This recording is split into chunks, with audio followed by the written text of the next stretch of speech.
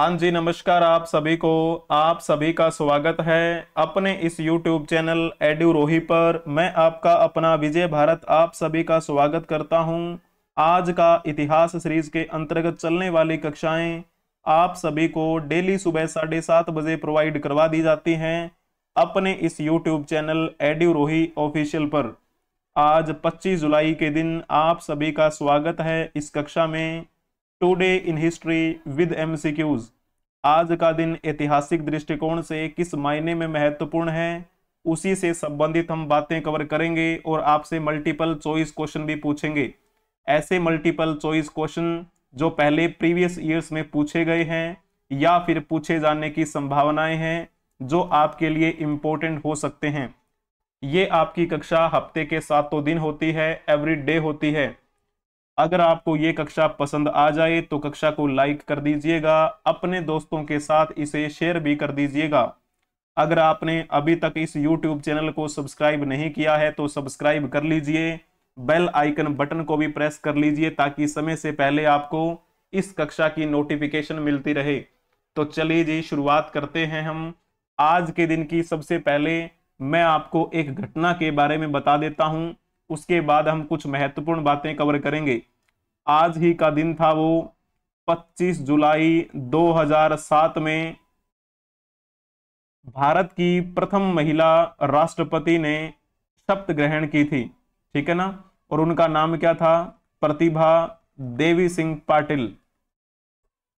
प्रतिभा देवी सिंह पाटिल ने शपथ ग्रहण की आज ही के दिन, ठीक है ना, शपथ ग्रहण। और आपको पता है ये प्रतिभा देवी सिंह पाटिल हमारे भारत की प्रथम महिला राष्ट्रपति रहीं। और दूसरी महिला राष्ट्रपति कौन बनी तो आप कमेंट में बताइएगा। वर्तमान में जो हमारी राष्ट्रपति हैं श्रीमती द्रौपदी मुर्मू, वो दूसरी महिला राष्ट्रपति हैं। और पहली महिला राष्ट्रपति प्रतिभा देवी सिंह पाटिल कब से कब तक रही? 25 जुलाई 2007 से लेकर 2012 तक, 5 साल तक का इनका कार्यकाल रहा। ये घटना आज के दिन की मैंने आपको बताई। अब चलो चलते हैं हम उनके बारे में जानने के लिए जिनका आज जन्मदिन है, जिन्होंने किसी न किसी मायने में हमारे भारतवर्ष के लिए एक महत्वपूर्ण योगदान किया है, चाहे जिस भी वे में हो, ठीक है। लेकिन क्वेश्चन आपसे पूछा जा सकता है, इनका नाम क्या है? इनका नाम है हरसिमरत कौर बादल। हरसिमरत कौर बादल के बारे में तो आपने सुना होगा शायद, अगर नहीं सुना है तो चलो कोई बात नहीं, आपको बताएंगे। ये अभी लोकसभा सांसद हैं। कहां से? पंजाब की लोकसभा सीट से। पहले मैं आपसे क्वेश्चन पूछूंगा, इनका जन्म 25 जुलाई 1966 को हुआ था। कहां पर हुआ इनका जन्म? दिल्ली में हुआ। और इनके बारे में एक क्वेश्चन बताने का प्रयास करेंगे, फिर मैं आपको बताऊंगा बाकी बातें। 18वीं लोकसभा चल रही है और 18वीं लोकसभा के गठन के लिए अभी जो लोकसभा चुनाव आयोजित करवाए गए थे 2024 में, उन चुनावों में हरसिमरत कौर बादल ने कहां से सीट हासिल की? तो जल्दी से बताइएगा। अगर आपने लिखा होगा बठिंडा तो आपने बखूबी अच्छा जवाब दिया है। बठिंडा ये कहां पर है? पंजाब में है। तो पंजाब की बठिंडा सीट से ये हरसिमरत कौर बादल सांसद बनी हुई हैं। और इनके पति का नाम अगर हम जानेंगे तो इनके पति कौन हैं? ये हैं सुखबीर सिंह बादल।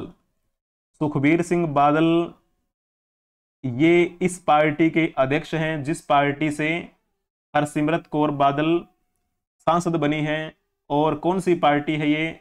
उस पार्टी का नाम चलो मैं यहां लिख देता हूं, शिरोमणि अकाली दल। शिरोमणि अकाली दल का इतिहास बहुत पुराना है, इसके बारे में भी हम जानने का प्रयास करेंगे। और इस शिरोमणि अकाली दल के बारे में आपको जान लेना चाहिए, ठीक है। जैसे हम बात करें सुखबीर सिंह बादल की, ये तो चलो वर्तमान में अध्यक्ष हैं, लेकिन इसके पिता जो हैं वो कौन है? प्रकाश सिंह बादल, जो आपको यहां पर फोटो में दिखाई दे रहे होंगे। प्रकाश सिंह बादल शिरोमणि अकाली दल की तरफ से बहुत बार पंजाब के क्या रह चुके हैं? मुख्यमंत्री रह चुके हैं। और पहली बार ये मुख्यमंत्री बने थे 1970 में। 1970 से 1971 तक इनका पहला टाइम पीरियड रहा। दूसरा इनका 1970 से 1980 तक रहा। तीसरा इनका 1997 से 2002 तक का रहा। और 2007 से 2017 तक इनका चौथा सीएम के रूप में कार्यकाल रहा। तो ये प्रकाश सिंह बादल शिरोमणि अकाली दल की तरफ से मुख्यमंत्री बने बहुत बार, और इन्हीं के बेटे सुखबीर सिंह बादल शिरोमणि अकाली दल के वर्तमान में अध्यक्ष हैं। और इनकी पत्नी क्या नाम है, हरसिमरत कौर बादल, जिनका आज जन्मदिन है। और ये कौन सी लोकसभा से सांसद हैं? बठिंडा लोकसभा से, बठिंडा लोकसभा क्षेत्र से वर्तमान में ये सांसद हैं, ठीक है ना।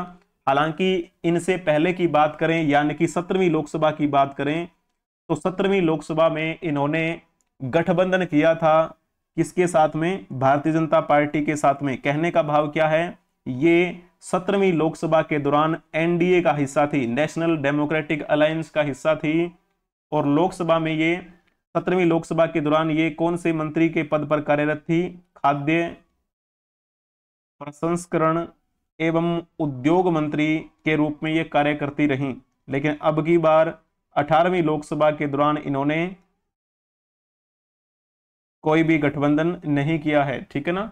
तो ये पॉइंट आपको ध्यान में रखना है। इनसे संबंधित जिस पार्टी से बिलोंग करते हैं ये शिरोमणि अकाली दल, इस शिरोमणि अकाली दल के बारे में एक क्वेश्चन आप बताने का प्रयास करेंगे कि शिरोमणि अकाली दल, जिसे हम एसएडी के नाम से जानते हैं, इसका गठन कब हुआ था? अगर आपने लिखा होगा 14 दिसंबर 1920 तो आपने बखूबी अच्छा जवाब दिया है। अकाली दल का गठन दिसंबर 1920 को शिरोमणि गुरुद्वारा प्रबंधक कमेटी के द्वारा किया गया था, एक कार्यबल के रूप में। धार्मिक आप कह सकते हैं, धार्मिक स्वरूप था इसका। बाद में ये एक पार्टी के रूप में विकसित हुई। और इस के पहले अध्यक्ष कौन बनाए गए? प्रथम अध्यक्ष कौन बनाए गए? प्रथम अध्यक्ष कौन बनाए गए? तो नाम आपको लिख देना है सरदार सरमुख सिंह चुब्बल। सरदार सरमुख सिंह चुब्बल नाम के व्यक्ति इस शिरोमणि अकाली दल के प्रथम अध्यक्ष बने। लेकिन जब हम वर्तमान की बात करते हैं, वर्तमान में इसके अध्यक्ष की गद्दी कौन संभाले हुए हैं, तो आपको लिख देना है नाम सुखबीर सिंह बादल का।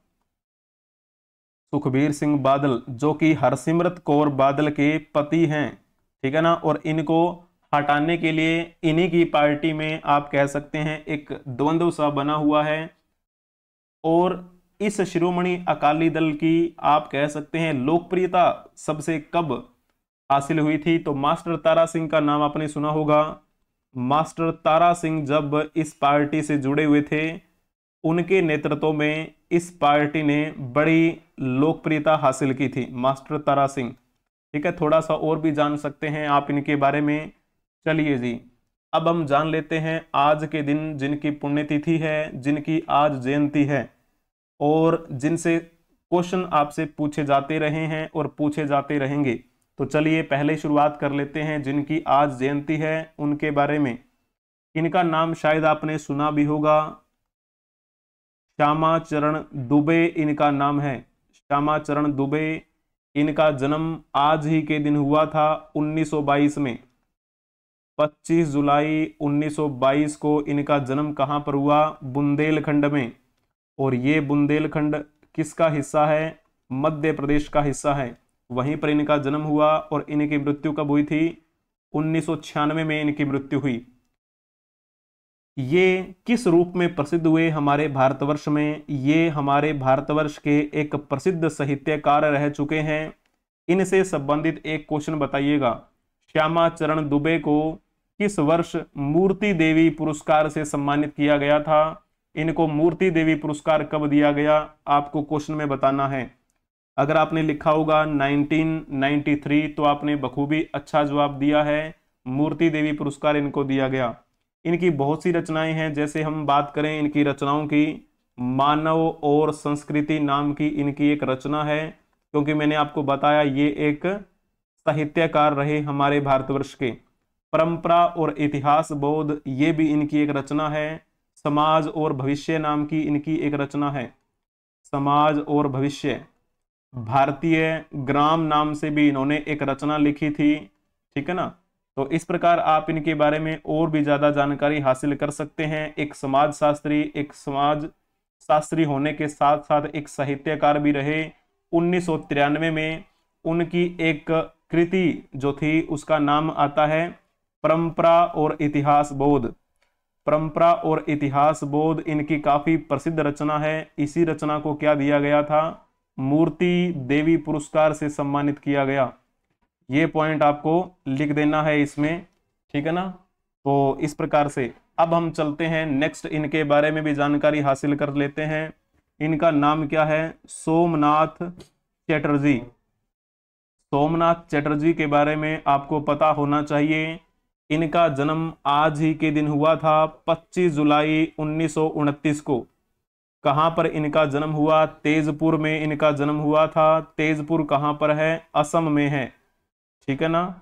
और इनकी मृत्यु कब हुई थी, 13 अगस्त 2018 को इनकी मृत्यु हुई। कहां पर, कोलकाता में। और ये कोलकाता कहां पर है, पश्चिम बंगाल की राजधानी है। क्लियर हुआ आपको ये पॉइंट, बहुत बढ़िया। जब हम बात करते हैं ये किस रूप में कार्यरत रहे, क्यों हम इनको जानते हैं, तो ये भारतीय कम्युनिस्ट पार्टी मार्क्सवादी से संबंधित नेता थे और लोकसभा के अध्यक्ष की भूमिका में ये रहे थे।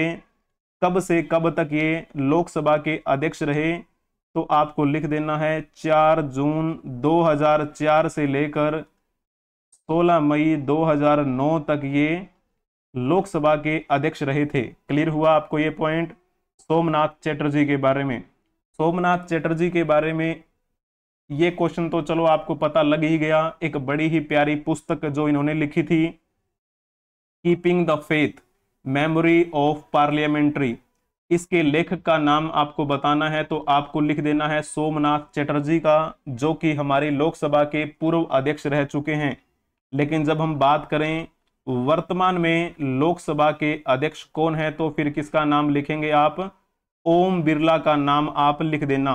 ओम बिरला लगातार दूसरी बार लोकसभा के अध्यक्ष बने हुए हैं और वर्तमान में लोकसभा कौन सी चल रही है, 18वीं लोकसभा चल रही है। अब चलो इनके बारे में भी जान लेते हैं। इनका नाम क्या है, इनका नाम है गोविंद नारायण सिंह। गोविंद नारायण सिंह की भी आज जयंती है। इनका जन्म आज ही के दिन 1920 में हुआ था। 25 जुलाई 1920 को इनका जन्म कहां पर हुआ था, मध्य प्रदेश में बघेलान नाम की एक जगह पड़ती है। बघेलान कहां पर है, मध्य प्रदेश। और इनकी मृत्यु कब हुई थी, 10 मई 2005 को इनकी मृत्यु हुई। कौन सी पार्टी से बिलोंग करते थे ये, इंडियन नेशनल कांग्रेस से संबंधित रहे और ये मध्य प्रदेश के मुख्यमंत्री रहे। मध्य प्रदेश के पूर्व मुख्यमंत्री रह चुके हैं और बिहार के राज्यपाल की भूमिका भी निभा चुके हैं। मध्य प्रदेश के पूर्व सीएम कब से कब तक रहे, 30 जुलाई 1967 से लेकर 12 मार्च 1969 तक ये सीएम रहे थे मध्य प्रदेश के। लेकिन जब आपसे ये पूछा जाए कि वर्तमान में मध्य प्रदेश के मुख्यमंत्री कौन है, तो आप कमेंट में बताने का प्रयास करेंगे जल्दी से। बड़ा ही प्यारा सा क्वेश्चन है। वर्तमान में कौन है मध्य प्रदेश के मुख्यमंत्री, जल्दी से बताएंगे। अगर आपने इसमें लिखा होगा मोहन यादव का नाम, तो आपने बखूबी अच्छा जवाब दिया है। बाकी ऑप्शंस के बारे में बातचीत कर लेते हैं। एकनाथ शिंदे, ये वर्तमान में कहां के हैं, सीएम महाराष्ट्र के। विष्णुदेव साय की बात की जाती है तो ये वर्तमान में किस राज्य के सीएम हैं वर्तमान में, तो आप कहेंगे छत्तीसगढ़ के हैं। मोहन चरण मांझी की बात की जाए तो ये वर्तमान में ओडिशा के सीएम हैं। ओडिशा में पहली बार भारतीय जनता पार्टी की सरकार बनी और इनका नेतृत्व कौन कर रहे हैं, मोहन चरण मांझी वहां पर सीएम बने हुए हैं। चलिए जी, अब हम जान लेते हैं इनके बारे में भी। इनका भी नाम आपने सुना होगा, परशुराम चतुर्वेदी।